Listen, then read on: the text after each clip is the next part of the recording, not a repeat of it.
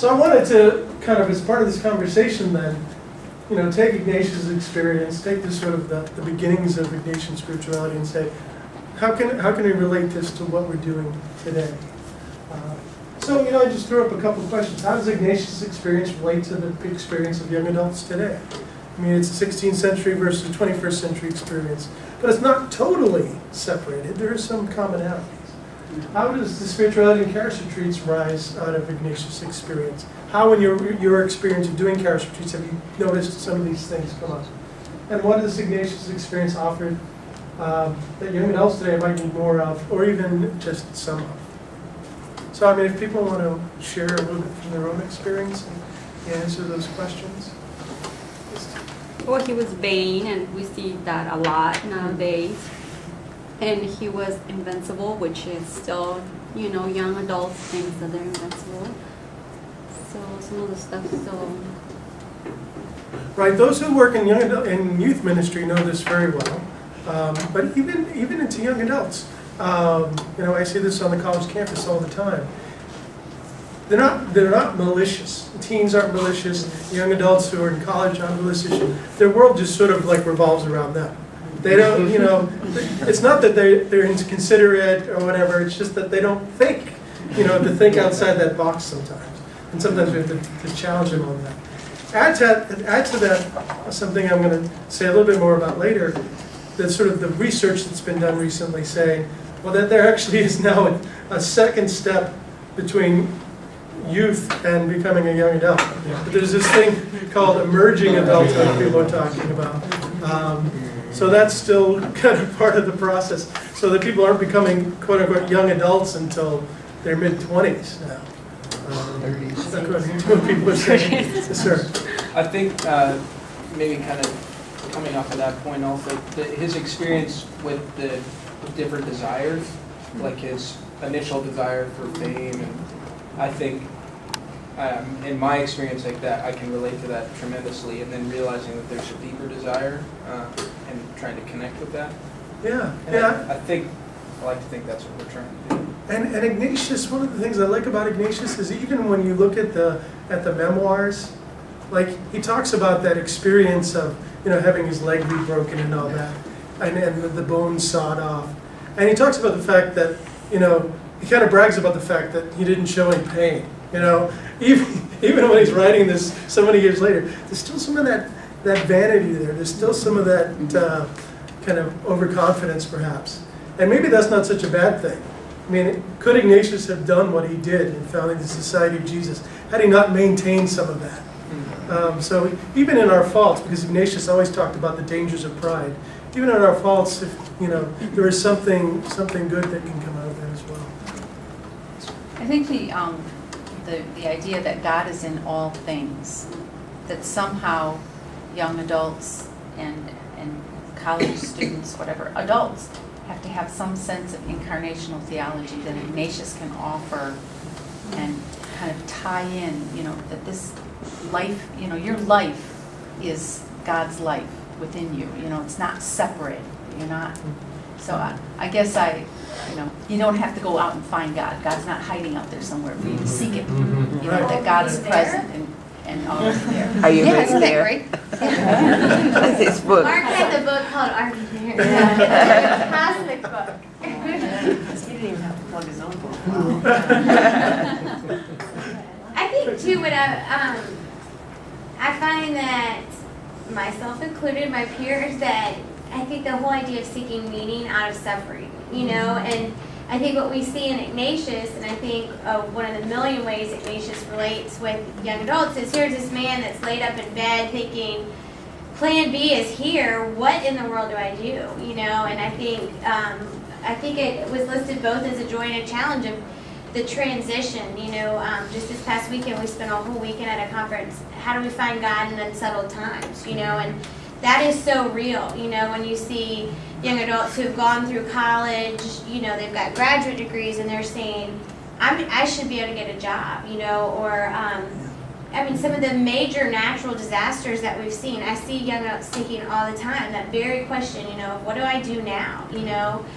Even if it's minor, a relationship ended. Oh, that is not minor to some people. I don't mean that, but you know what I mean. Like you see that, and I think that's what's great is that you can tell Ignatius's story and share about how, God found Ignatius, and I mean, and worked with him, and look what happened. So I think that whole, like you said, Father Fagan said, the grace of Plan B is something that resonates strongly with young adults right now. So. Yeah, because sometimes we have an experience of God, we have this ideal, like we're on the right track, and God's taking care of us, and we're doing what God wants us to do, and then something goes wrong that just throws us for a loop. Right. And how do we recover from that? And that's a common young adult experience. And it can take us a while before we start to see that there's something else that God is doing in that. And to find ways to work with that, work in that space. Kathy? I love kind of the passion in his initial conversion, which, we talked about experiences in youth ministry, just makes me think of so many like youth retreats and things like that, where suddenly they're just on fire and there's this great, enthusiasm, and I love how, he's like, what do I do with this now? He's like, I should have long hair. I should, I should live in a cave. Like that he does all these, like ridiculous things of, oh, my life is different, it needs to be this. And he does that for a little while, and then it's like, no, how about this? But I think bringing that today is the wisdom of him not being afraid to take that step, to do that crazy thing, or to do something maybe less crazy, but for a short period of time, that it didn't have to be, that he was open to it being revised and himself being kind of perfected or, better. Yeah, and as people who do ministry with young adults, right, sometimes the young adults we work with, they get so excited and they start to do things, and sometimes we want to say, well, hold on, no, don't do that.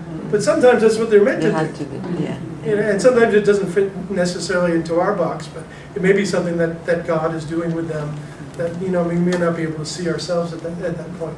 So there is kind of a discernment that happens on our part, is to sort of how much rope do we give them? How much sort of leeway? Like Becky was talking about before, how much should we let them share, and how much should they not share? Well, and with that too, I find, I don't know if y'all experience it, but I find a lot of young adults who are struggling.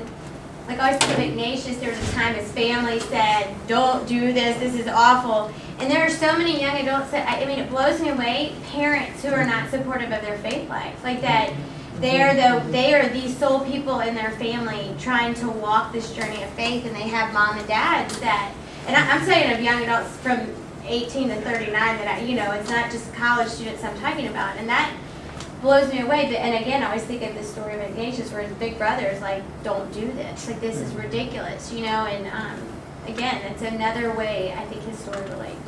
Yeah, when I was in my early 20s, my sister and I both got really involved with the charismatic renewal. So we were doing all this crazy stuff in a lot of people's eyes. And my parents were a little concerned. They thought we joined a cult or something. But to their credit, they sort of they didn't try to intervene too much. They kind of let it happen and see what happened. And it eventually became, for me anyway, and I think for my sister too, became something that really helped us to reappropriate our faith in an adult way. And maybe got a little too excited about some stuff at the beginning and maybe a little over the top. But then we sort of incorporated it into a kind of a new way of being adult Christians. Really quick, what I like is that he was perseverant. He had perseverance. He persisted, even though many doors got shut. We have challenges. He knew he had to do something, for God, or he had the calling to get closer to God. And sometimes we see it in the young adults, and sometimes once the door is shut, they just fall apart. Over there working, I tell my husband, I can't believe how many people come to the hospital, overdose, trying to kill themselves. It's just sad, and because they don't have that faith, they don't have the seed that nobody planted. It's okay, bad times are gonna come, but if you trust in God, that's your motivation that keeps you going. And look how far he went. The rash of suicides we've seen amongst the young, Yeah. because they don't have any formation of conscience or any, you know, if life gets tough, okay, I can just do X, and it's all done, and the pain goes away. And they have no concept of the others that are left behind that are in all kinds of pain. And isn't they in the military right now? It's The been- suicide rate is very In the high. last and- 4 and- months, it's been out of control. Yeah. We had just, on my base, we had a guy walk outside, grab his pistol, done, right there in front of everybody. I mean, so it's been actually a rash within the last 4 years. It's a straight spike. And this is why I'm so glad that we're doing this initiative to out to the military. Yeah. I was given a talk in the Urinal Ministry a number of years ago, and Archbishop O'Brien was there, and at the time he was Archbishop of the military, and he said to me, and I hadn't really even thought about it before, he said, I have one of the largest young adult Catholic communities in the world. We do. Yeah. I got them all one look. I got them 100. I got them within 55 miles of each other. More young adults, just to get through their asymmetrical attitudes and the thing and get them in is you're better off talking to that brick wall. But I mean, we're trying, and it's what we can do. But you're talking, the emerging adult and the youth and the young adult and the emerging adult and the adult. That doesn't apply for us. Yeah, I mean, you sort of, if you join at 18, you're like thrown into You're this in. world Yeah. that a lot of them are not ready for, right? I think part of the relevance also is Ignatius had this like foundational spiritual experience, like he had that felt sense of God's presence, and he always had that to go back to, and then he had other ones along the way, I think. But so when he had those disappointments, like he could still go back and say, well, I know God has a plan for me, and so well, this isn't working, so I have to figure out what the other plan is. Yeah, Like, and trying to get help people have that experience, so that you have that as a foundation. So that, I mean, even on my worst days, like there's certain things I can point at and know that God's present and that God cares about me, and to try and open that up for other people in the military and civilians also. And for me, that's why the examine is so important. Because the stuff just walks in my door. I can plan my calendar, but God shows up. Yeah, that experience of knowing God present in your life. And It's so then important to what we're doing. taking the time to not merely walk to the Blessed Sacrament room, but sometimes to walk down past the motorcycle school and to walk back, just so that I can say, okay, what's important right now? Ignatius having a military background, discipline was a big thing in society. If you've ever been in the military, you know why he was that way. You know why if you look at the ranks that he has throughout his disciples, generally, you know what it is. So you said, discipline was always this thing. He probably developed that from within the military. So yes, we have to have a structure and overarching.